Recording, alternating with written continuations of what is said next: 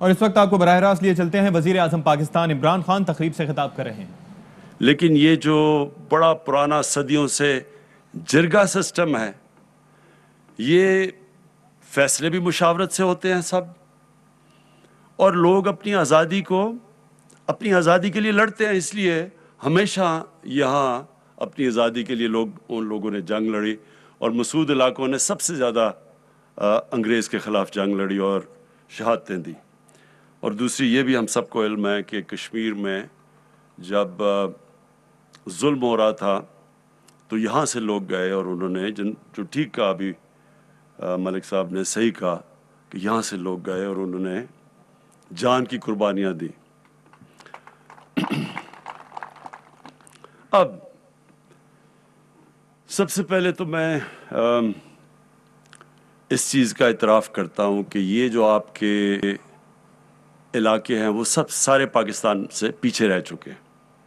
صرف اگر کوئی پاکستان کا حصہ اتنا پیچھے رہ گیا جتنا ہمارے قبائلی علاقے کے لوگ رہ گئے ہیں، وہ بلوچستان کے علاقے، وہاں بھی لوگ پیچھے رہ گئے۔ اور جو انویسٹمنٹ کی ضرورت ہے، یعنی جس پیسے کی ضرورت ہے، آپ نے کہا نا 50 کروڑ سے 1 ارب تک، اس سے بہت زیادہ پیسے کی ضرورت ہے۔ یہاں علاقہ بڑا ہے، مسائل بہت ہیں، تعلیم کا مسائل ہیں، ہسپتال آپ کے بنانے، ابھی ایک ہسپتال یہ 2016 سے تھا، ابھی جا کے اس کو فنکشنل کیا، کیونکہ بڑا مشکل تھا گورنمنٹ کے لیے ہسپتال چلانا یہاں۔ پھر اتنے بڑے بڑے علاقے ہیں، یہاں سڑکیں بنانا، پورا علاقے کو کور کرنا، وہ بھی بہت بڑا خرچہ ہے۔ شہروں میں مثلاً پشاور اور اس سارے پشاور ویلی کے اندر تو چھوٹے چھوٹے فاصلے ہیں، سڑک بنانا آسان ہے، یہاں آپ کے فاصلے بڑے بڑے ہیں۔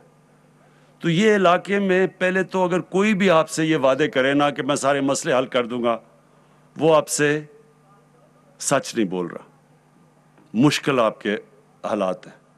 اور اگر ایک علاقہ 70 سال سے پیچھے رہ گیا ہے تو یہ بھی نا امید لگانا کہ 2 سال میں ایک دم انقلاب آ جائے گا۔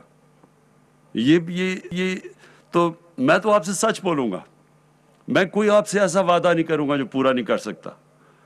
مجھے لوگ کہتے ہیں جی کدھر گیا نیا پاکستان، کدھر گئی مدینہ کی ریاست؟ میں ان کو کہتا ہوں ذرا اپنی تاریخ پڑھو۔ ضروری ہے سب کو کہ اسلام کی تاریخ پڑھیں۔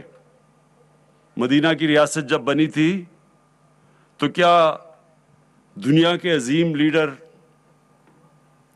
اللہ کے حبیب نبی صلی اللہ علیہ وسلم نے کیا ایک دم جا کے وہاں ایک دم مدینہ کی ریاست بن گئی تھی؟ 4-5 سال اس ریاست نے بڑے مشکل وقت گزارا، خطرے میں تھی امت، 2 جنگوں میں، خندق میں اور جنگ احد میں بڑی مشکل سے نکلی امت۔ لیکن آہستہ آہستہ تبدیلی 2 طرح ہیں۔ ایک تبدیلی انہوں نے نئے قانون لے کے آئے، قانون کی بالادستی، رول آف لا جسے کہتے ہیں، انصاف کا نظام لے کے آئے۔ پھر فلاحی ریاست بنائی، نچلے طبقے کو اوپر اٹھایا، ٹائم لگا۔ ایک انہوں نے جو دنیا جس طرف جا رہی تھی بادشاہت کے اندر، انہوں نے رخ موڑ دیا، ایک نیا نظام لے کے آئے جس کو آج بھی مدینہ کی ریاست کے جو اصول ہے وہ ماڈرن سٹیٹ ہے۔ آج بھی وہ سارے جو دنیا کی ریاست جو ان اصولوں پہ چلنے کی تھوڑا سا بھی چلتی ہے وہ اوپر آ جاتی ہے۔ انہوں نے ہمیشہ کے لیے ہمیں بتا دیا کہ اگر ایک ریاست نے اوپر جانا ہے تو ان اصولوں کے اوپر چلے گی تو اوپر جائے گی۔ تو وہ ایک دم تو نہیں ہوا، وہ اصول انہوں نے بنائے، اس کے اوپر ریاست نے چلنے کی کوشش کی، مشکلات آئیں، اور پھر دیکھتے دیکھتے دنیا کی تاریخ کا سب سے بڑا انقلاب آیا۔ تو آپ کے سامنے وہ جدوجہد تو ہو رہی ہے پاکستان میں۔ آج وہ پاکستان میں وہ جو انقلاب ہے اس کی شروعات تو ہو چکی ہیں، اور اگر آپ نے دیکھنا ہے کہ کیسے شروع ہوئی تو یہ سارے چوروں کا ٹولہ جو اکٹھا ہو کے ہر دوسرے دن سڑکوں پہ آ جاتا ہے، ان کی جب آپ شکلیں دیکھیں گے اور جب آپ دیکھیں گے سب اکٹھے ہو گئے ہیں تو آپ کو سب کو مطمئن ہونا چاہیے کہ انقلاب آنا شروع ہو گیا پاکستان میں. جب ایک معاشرے کے سارے بڑے بڑے ڈاکو جو 35 سال سے اس ملک کو لوٹ رہے تھے، وہ جب سب اکٹھے ہو جاتے ہیں اور پھر ایک حکومت کہتی ہے میں نے ان کو NRO نہیں دینا، جتنی مرضی بلیک میل کریں. جنرل مشرف، فوج اس کے نیچے، آرمی چیف، ملک کا پریزیڈنٹ، امریکہ اس کے ساتھ، ججز اس کے نیچے، نیب اس کے نیچے، اس نے انہی ڈاکوؤں کے سامنے 2 دفعہ NRO دیا. نہیں برداشت کر سکا، پریشر نہیں برداشت کر سکا وہ بھی. تو جو اصل تو تبدیلی یہ اس طرح آتی ہے جب ایک ریاست کھڑی ہو جاتی ہے اور کہتی ہے قانون کے اوپر کوئی نہیں. جو نبی صلی اللہ علیہ وسلم نے کہا کہ میری اگر بیٹی بھی جرم کرے گی تو اس کو سزا ملے گی، کوئی قانون کے اوپر نہیں ہے. تو یہ جو سارے چوروں کا ٹولہ ہے یہ کیا کہہ رہے ہیں کہ باقی چوروں کو پکڑ کے جیلوں میں ڈالو، لیکن ہم جتنی مرضی چوری کریں ہمیں NRO دے دو. یہ گیم چل رہی ہے. تو یہ جو شروع ہے یہ قانون کی بالادستی کی جنگ، اس میں انشاءاللہ جیسے ہم جیتیں گے اس میں اٹھتی ہے قومیں تو ایسے بنتی ہیں. اگر قوم کا سارا پیسہ چوری کر کے باہر لے جائے کوئی، سارے بڑے بڑے چور بڑے بڑے محلات باہر بنا لیں، سب کے بیٹے 12 اربوں روپے کے محلوں میں رہ رہے ہیں، وہ اسحاق ڈار کے بیٹے، نواز شریف کے بیٹے، وہ شہباز شریف، سارے اربوں پتی بن گئے. کس کے پیسے پہ؟ آپ کے پیسے پہ. اب یا وہ پیسہ آپ پہ لگ سکتا ہے اور یا وہ بڑے بڑے محلات باہر خریدنے میں لگ سکتا ہے. اور پھر بلیک میل کر رہے ہیں کہ نہیں جی ہمیں نہیں ہاتھ لگاؤ، باقی چوروں کو پکڑو، ہمیں نہ ہاتھ لگاؤ. تو میں یہ کہنے کی کوشش کر رہا ہوں کہ مشرف جو اتنی طاقتور تھا وہ ان کے سامنے گھٹنے ٹیک گیا. تو پہلے تو یہ بہت ضروری آپ کے لیے سمجھنا، کیوں ہمارے ملک کے پاس پیسہ نہیں ہے؟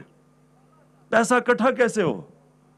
جب آپ کا پیسہ چوری ہو کے باہر چلا جائے گا تو کدھر سے پیسہ آئے گا کہ ہم ان سارے علاقوں پہ خرچ کریں؟ کیوں چھوٹا سا طبقہ امیر ہو گیا، باقی لوگوں کے پاس ہمارے سے سارے ملک آگے، بنگلہ دیش ہمارے سے آگے نکل گیا. ایسٹ پاکستان اور ویسٹ پاکستان میں زمین آسمان کا فرق ہوتا تھا. کوئی سوچ بھی نہیں سکتا تھا کہ ایسٹ پاکستان ویسٹ پاکستان سے زیادہ خوشحال ہو جائے گا. اور آج دیکھ لیں بنگلہ دیش، جس کو لوگوں نے یہاں جب علیحدہ ہوا تو انہوں نے کہا جی بہت بوجھ پڑا ہوا تھا پاکستان پہ، ایسٹ پاکستان کا، آج وہ پاکستان سے آگے نکل گیا. تو جب ایک ملک کے اندر بڑے بڑے ڈاکو ملک کی سربراہی کرتے ہیں، وہ ملک ترقی نہیں کر سکتا، وہ خوشحال نہیں ہو سکتا.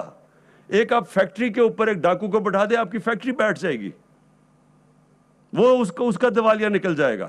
تو میں صرف آپ کو یہ کہہ رہا ہوں کہ ہم ایک مشکل حالات سے نکل رہے ہیں. آپ یہ سمجھ جائیں کہ ملک کا تاریخی قرضے چڑھے ہوئے ہیں آج پاکستان کے اوپر. ان کی وجہ سے ہم اس سے نکلنے کی کوشش کر رہے ہیں، ملک کو صحیح راستے پہ لے کے آ رہے ہیں. یہ مطمئن ہو جائیں کہ اللہ نے جو چیزیں، جو وسائل، جو نعمتیں پاکستان کو بخشی ہیں، کوئی مقابلہ نہیں کرے گا ہمارا چند سالوں میں. اگر ہم قانون کی بالادستی، کوئی ملک ترقی نہیں کرتا قانون کی بالادستی کے بغیر. کوئی ملک نہیں ترقی کرتا جدھر طاقتور کے لیے قانون اور کمزور کے لیے دوسرا. کوئی ملک نہیں ترقی کرتا. اور یہ کس نے کہا تھا؟ ہمارے نبی صلی اللہ علیہ وسلم نے کہا تھا. انہوں کی حدیث تھی، بڑی قومیں تمہارے سے پہلے تباہ ہوئیں جدھر طاقتور کے لیے NRO اور چھوٹے چور کے لیے جیل. تو ہمارے لیے ایک نیا دور شروع ہو رہا ہے، اور یہ دور، اس کے اوپر جو میرا نظریہ انصاف کی تحریک وہ شروع ہو رہی ہے. ہمیشہ تبدیلی، جس کو ریفارمز کہتے ہیں، اصلاحات کہتے ہیں، وہ تکلیف دہ ہوتی ہیں. کوئی بھی مجھے دنیا میں ملک بتا دیں جس میں تبدیلی آ رہی ہو، ریفارمز ہو رہی ہو، اصلاحات ہو رہی ہو اور وہ آسان ہو. جو بھی ملک اٹھا، جب جرمنی تباہ ہو گیا تھا، جب جاپان تباہ ہو گیا تھا دوسری جنگ عظیم کے بعد، تو ان کو کتنی دیر لگی تھی, مشکل وقت سب نے گزارا, لیکن وہ قومیں کھڑی ہو گئی. تو جب ایک ملک کے اوپر تاریخی قرضے چڑھ جائیں, اس کا دیوالیہ نکل جائے, تو تھوڑی دیر وہ مشکل وقت سے گزرنا پڑتا ہے. تو پہلے میں آپ کو یہ واضح کر دوں, اس لیے جب آپ کہتے ہیں, میرے خیال میں ہم اگر یہاں ان سارے علاقوں میں یہ جو پیچھے آپ کے رہ گئے, اگر ہمارے پاس آج پیسہ ہوتا, اگر ہم یہاں انویسٹ کرتے, یہاں بڑی تیزی سے یہ علاقے, یہاں وسائل آپ کے پاس بہت زیادہ ہے, یہ بڑی جلدی تبدیلی آ سکتی ہے. لیکن اس کے باوجود کہ ہمارے پاس اس وقت مشکل حالات ہے, اس کے باوجود محمود خان کو ہم نے کہا ہوا ہے بار بار کہ اگر اور کہیں سے بھی ہم نے پیسے کٹ کر رہے ہیں, قبائلی علاقے سے نہیں ہم نے کرنے. قبائلی علاقے کو ہم نے پوری طرح جتنے بھی ہمارے پاس وسائل ہیں ان کے اوپر خرچ کر رہے ہیں.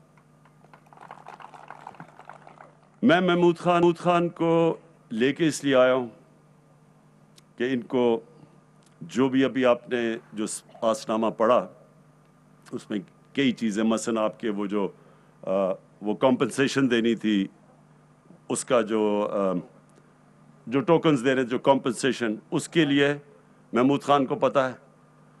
جو آپ کا پانی کا مسئلہ ہے, آپ کو بہت زیادہ چھوٹی چھوٹی چیک ڈیمز چاہیے. سب سے بڑے مسئلے تو یہ ہیں کہ آپ کو پانی گاؤں میں فراہم ہو, صاف پینے کا پانی.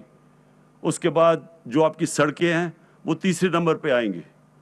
اس سے پہلے آپ کا تعلیم کا نظام, یہاں بچوں کو تعلیم کی بہت ضرورت ہے.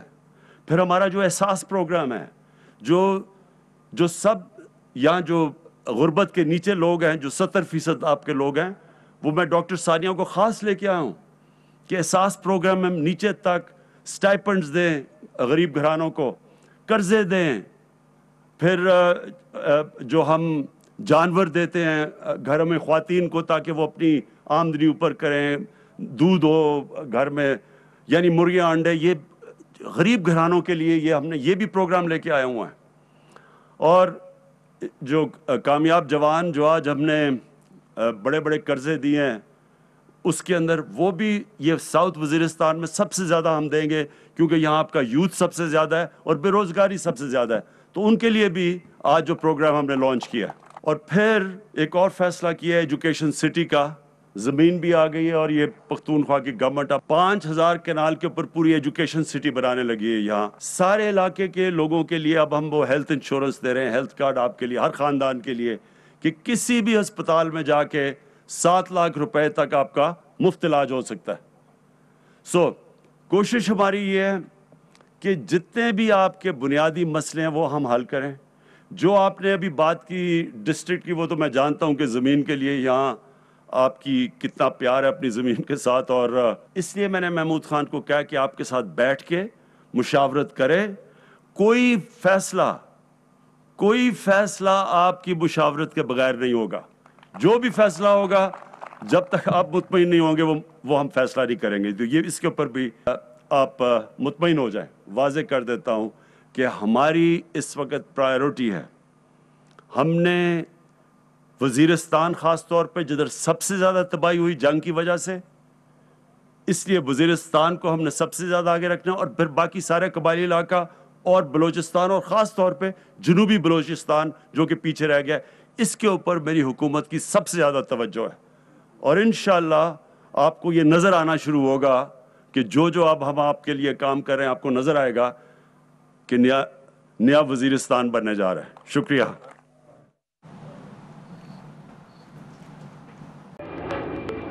Fly with PIA and save gold. Register now. Scan QR code and register yourself to get gold and loyalty benefits. Powered by ARY Sahulat Wallet.